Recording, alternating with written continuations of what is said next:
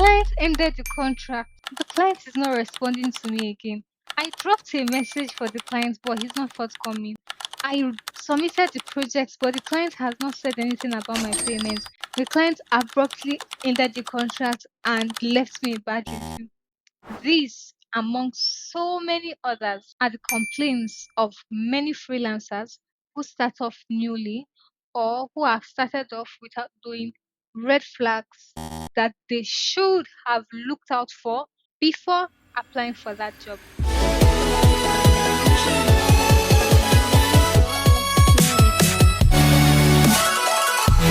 Hi, my name is Adeze, your favorite local no-code developer who talks about Upwork, freelancing, and what I do as a no-code local developer. Today, I want to talk about red flags you should look out for on Upwork from those clients before you accept that invitation or that contract or even before applying for that job. So take your popcorn, take your juice, and sit tight and listen attentively because we don't want to make mistake this year when applying for jobs. Clients are not the only people that look out for fraudulent freelancers. Freelancers also should be looking out for fraudulent or red flagged clients on Upwork. So let's go. First on the list, clients with unverified payment method. Hear me out, hear me out. There are exceptions to this. There are clients who just join the platform, and as soon as they join the platform, they are putting out job posts. So they've not really settled in to verify their payments. But that's in your hand to find out. So you open the job posting and see how long the client has been on Upwork. And when you see how long they've been on the platform, that helps you make an informed decision if you can take the risk to apply for that job. You can try if they just created the account maybe within a week or few days, less than a week, you can give it a try. And when they look to hire you, go ahead and encourage them to verify their payment method. But if they're hesitant or they are refusing, you already know what to do. Jackpot. But if they're appreciative and go ahead to verify their payment method, then you can have business dealings with them. But on the other hand, we have clients on Upwork who has been on the platform long enough, about a month, 2 weeks, 3 weeks, some in years, but their payments are not verified. Why? Why are their payments not verified?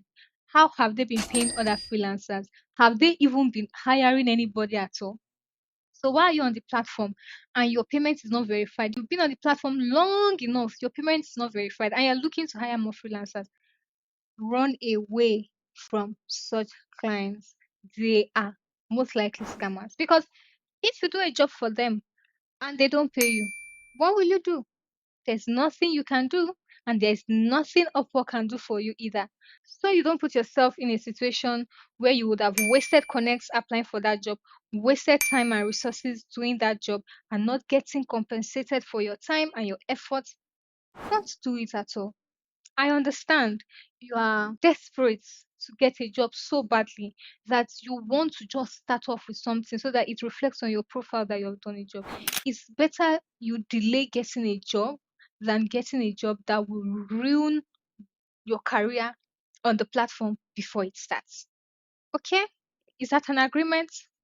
Whether you agree or not, we have agreed together. Thank you. Number two, clients who barely hire or don't even hire at all. So when a client job posts a job, it is your duty to go and check out the clients to know how many jobs they have posted and how many people they have hired. If after checking you realize they've posted maybe like 20 jobs and they've most likely hired like 5 people, 6 people. I mean, in general, their hiring rate is very low, maybe from 67% downward. You should know there are red flags. Many a times when clients post jobs, some of them post it and run away. They don't commit to following up. I don't know why. On the other hand, some of these people that post as clients are your fellow freelancers who are looking to come and steal ideas from people in their own niche to see how they apply for jobs. Imagine applying for a job to your fellow freelancer just for them to steal your idea. I can't categorically say steal, but then you've wasted connect, raising your hopes high, and eventually do not get the job. I remember a story of a lady who posted on Twitter that she was on LinkedIn and she was trying to get a job in her field, and it was not forthcoming. She had to put out a fake job opening so that people in her niche could apply, so that she could see how they were applying for jobs, so that she could see where she's getting it wrong. And people actually applied, and she said she got a call from all of them on how she would apply. So imagine such a scenario on Upwork. That is why you have to pay attention to the percentage rates at how they hire, number of jobs that they have posted, and how many freelancers they have hired so far. Another thing you should look out for is the amount that they spend overall for all the freelancers they have hired. So imagine a client hiring maybe up to 10 freelancers, and what they've spent in total is like $5,000. Then how much have you been paying each freelancers? So by the time you look at their profile, about their history, Upwork will show you an average of what they pay each freelancer. And if care is not taken, you'll be seeing things like $3 per hour, $4 per hour. You don't want to waste your time working for such a client. So you save yourself connect, because such a client are the ones that will have so much demands in the end and would not pay you what is your worth. Talking about clients with high demand, you would see a client with so much requirements in their job, but by the time you get to pay, you'll be like, Abi, did he make mistake to add another, to not add another zero? A client can be asking you for a full website revamp or few website building, and they're telling you that they are paying $20 for it. Such a client will stress shege. When I mean shege, they will stress shege come up for your life. So you better not even start. Don't even tell yourself that, okay, let me just do it so that I'll use the money to start up and start off on the platform. Let it be a starting point for me. See, that starting point will make you not to even apply for any job or not work again. So I understand that you are desperate and you really want to get a job, but don't put yourself in such a situation. There are people who started off well and got jobs well. I'm one of them. So you too can also have the opportunity of applying to jobs that are your worth, both in time and in payment. Okay. So look out for jobs that have unrealistic demands. They're asking for unrealistic things, and their pay, like, they are not putting their money where their mouth is sharpened very well for what they demand. So if the client is asking for too much, have paragraphs of things that they want, but the pay is not simultaneously equal to what they want, just run away. Okay. Another client or another red flag to look out for from clients are those that say, just do the small task. If you do the task very well, we will hire you. Let me not share my experience, but those jobs are bound very well on Upwork, and so many of them are liars, because they will give you the real projects that they want you to work on as a test. And by the time you've done the test, I mean, what are they hiring you for again? Absolutely nothing. So they will leave you hanging, they'll leave you training, and they'll just tell you they've moved on with somebody, and they'll most likely not move on with anybody at all. But you've given them free work. So even if it's supposed to be a test, a token should be paid, even whether or not they hire you. So if they're saying that you should do the token and they're saying they will hire you, why don't they kukuma hire you and give you the work to do? And if you don't do it, they cannot release you. Why do they have to put you through that kind of back and forth? So bear in mind that if they're asking you to do a task and they'll pay you later, or no, they don't even say they will pay you. They'll say that they are using it to test you to know whether they'll hire you. Don't bother. To be honest, don't bother. If the client is asking you, if the client is asking you that you should move communication outside of the platform, maybe to Telegram, WhatsApp, email, before initiating a contract, don't take it. Many of them are scammers. They are trying to avoid Upwork rules that will pay them if they misbehave. So when you move communication outside of the platform, there's absolutely nothing Upwork can do to recover your money or to save you. So leave all communications within Upwork so that if they try to misbehave, Upwork can see what has happened and will either suspend them or help you retrieve your money. So never you move a communication outside of Upwork. Talking of moving outside of Upwork, some will also tell you, let's move payments outside of this platform. You know, get wetin they no go tell you. They will sweet talk you and say, Upwork will ask for a percentage from you as a freelancer. Why don't you just have all the money to yourself? So when we move it outside the platform, you don't have to give Upwork their own percentage. Why do you come to somebody's house and you have come and collect something from their house and you want to run away like a thief without paying you your dues that you are supposed to pay? Are you a thief? Say no, you are not a thief. So what I'm trying to say is that if they got you from Upwork, that is the platform, why do they want to take you outside the platform to pay you? Some freelancers over time have built trust with their clients and have had the opportunity to, you know, work outside and receive their payments outside Upwork. That's at your own discretion.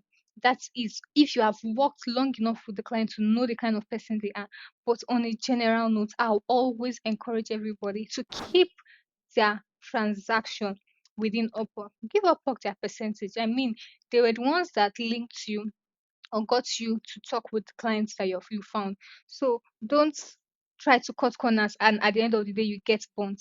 Because if you get burnt, which mouth? How do you want to keep your mouth to report to Upwork? It's not possible. So when a client is telling you they should take communications or payments outside of the platform, jackpot. Another tip that you should know that a client is a red flag is if they post vague or very lengthy job description. And you, as a freelancer, you are like, I'm not understanding this. Is it my brain that is paining me? Or is the that is the job description that is not clear? And then when you start asking the clients, they cannot even answer. Then how do you want to help the client do their work? A client that cannot interpret what their needs are, what makes you think that you can help them or solve their problem? Such a client is a red flag because when people start doing your back and forth and they are not satisfied, because such a client can never be satisfied, they will end the contract and best believe they will give you a shining bad review. Like the type that is 1 star, 2 star. They will give you those kind of review. And you don't want that for your profile, especially when you're starting out. So please and please try your best to apply for jobs that the client is able to communicate what they're talking about properly. And if you ask further questions, they're able to answer properly. But if a client cannot explain what they themselves posted, that client is a red flag. Okay? Avoid rude or demanding clients. Hey, there's clients and then there's clients. If you jam the ones that are very rude, especially from when they've started posting their jobs, they are talking down on other freelancers in an attempt to woo you over to themselves. My darling, you are not special from that freelancer. You're not better than that. They will show you the same shaggy, if possible, a refined version. So let your instincts be guiding you. Here's how a client will be communicating. You know that this one is looking to micromanage you. This one is looking to talk to you anyhow just because they feel like they are paying you.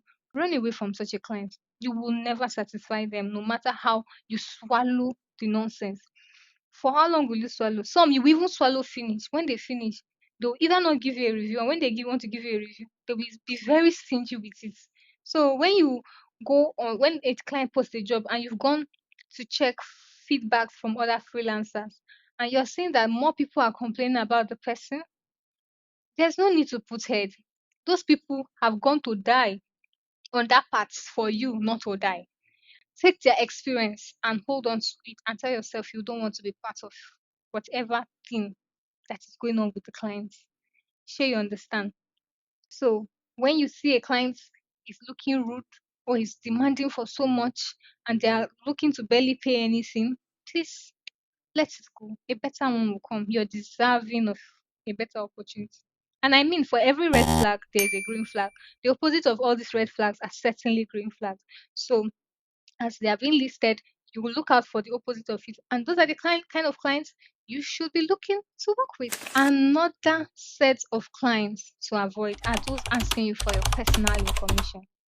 Hello, what do they want to do with your ID card? What do they want to do with your bank details and all that when they can pay you on Upwork and when they can see your name. If they even want to really, really find more about you, they can check you out on LinkedIn, they can check you out on Facebook, they can check you out on other platforms that you're active on. So be careful and be wary to share your personal details with anybody, especially your your international passports and your ID card. Many of them are scammers and are looking to get people's details that they will scam. If they didn't trust Upwork to vet the freelancers they allow on their platform, then why are they seeking for these freelancers on the same platform? They should have gone elsewhere to find the freelancers of their choice. So be very, very sure that you're not finding yourself telling me that you don't know what they gave you, that you are hallucinating, or they waiting, and you are sharing your personal details. Please don't do that. Don't share your personal details with anybody for any reason. Okay? Jobs that look too good to be true. If the job looks too good to be true, then it's too good to be true. I mean, what do you mean that you are ready to pay $1,000 for a data entry job? Me and you know that it is not up to that amount. But because you know freelancers are desperate to make money, scammers will bait them with that money, with that amount, and will waste their time, waste their work, and by the time they finish, shishi, you will not see. You, who is a freelancer, should know better the worth in payment for that particular skill. Don't be greedy to collect a money that you know is too big and too good to be true. Okay? If you found this very, very helpful, you found these tips helpful, I would love for you to like this video, share with someone who will find it very useful, and hit the subscribe button. And if you've had experience with clients in the past where they were blinking red flag and you either fell into their hands or you didn't fall into their hands, please go ahead and share in the comment section so that I will learn from you and more readers will read from you. Once more, my name is Adeze, your favorite local developer. And on this channel, if you're watching for the first time, we talk about Upwork, freelancing, remote work, and what I do as a local developer. Thank you for sticking around and see you in my next video. Bye. Do take care.